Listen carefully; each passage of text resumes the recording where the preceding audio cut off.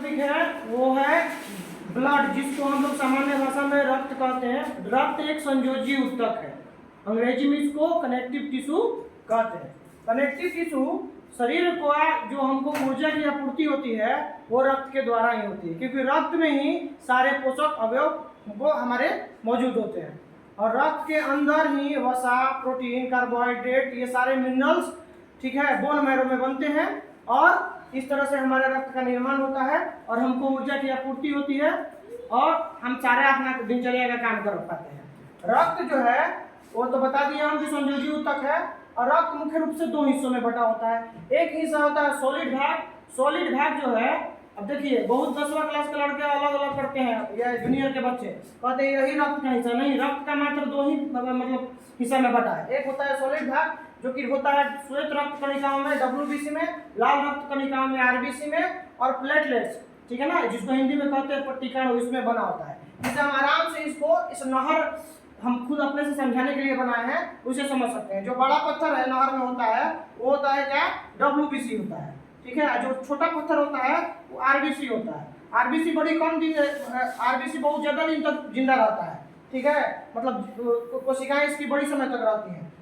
ये जो कण है वो बहुत दिनों तक हमारे रक्त में पाए जाते हैं। 80 से 120 दिन इनका समय होता है। और WBC मात्र 1 से 2 दिन तक होता है। ये रोग से लड़ने वाले श्वेत रक्त कणिकाएं होती हैं, ठीक है। और नंबर 3 जो है वो है प्लेटलेट्स। कैसे नहर क्या होता है, ये पट्टी कैसे नहर के पानी को बाहर नहीं जाने देता, वैसे ही पट्टिकाणु जो है वो खून को थक्का बनाने का काम करता है और शरीर से बाहर निकलने से रोकने का काम करता है। थ्रोम्बियन ये सब जो है इससे ये मतलब विटामिन के ये सब कारण है खून को बहने से रोकने के लिए और थक्का बनाने के लिए, ठीक है। चलिए अब इसमें जो लिक्विड हिस्सा होता है वही हमारे नसों में पाया जाता है, जिसको हम लोग कहते हैं प्लाज्मा। ध्यान देने वाली बात यह है कि हमारे शरीर में मात्र 5 से 6 लीटर ही शुद्ध रक्त पाया जाता है।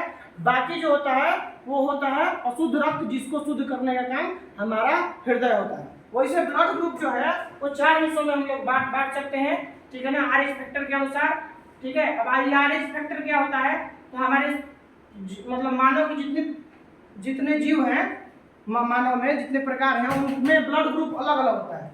तो ब्लड ग्रुप जो होता है मुख्य रूप से 4 हिस्सों में भी प्राप्त है। सन 1900 ईस्वी में ब्लड का खोज हुआ था, मतलब जानकारी प्राप्त हुआ था कि ब्लड एक आदमी से दूसरे आदमी में एक ही ग्रुप का होगा तो डाल करके उसको जिंदा किया जा सकता है। नहीं तो इससे पहले अगर ज्यादा ब्लड लॉस हो गया सीधे आदमी की मृत्यु हो जाती है।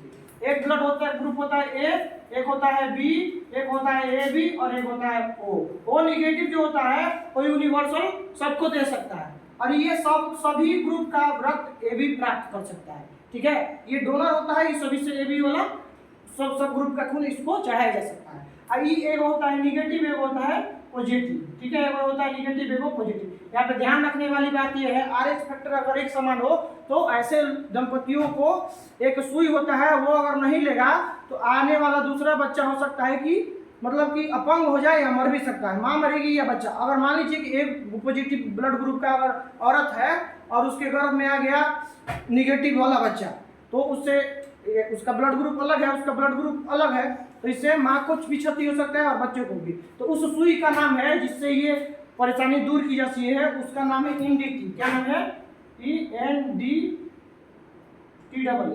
3500 से 4000 रुपये इसका दाम है, ये लगा करके।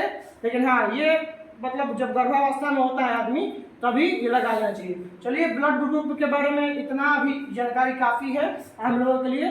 फिर मिलते हैं अगले वीडियो में, तब तक के लिए जय हिंद।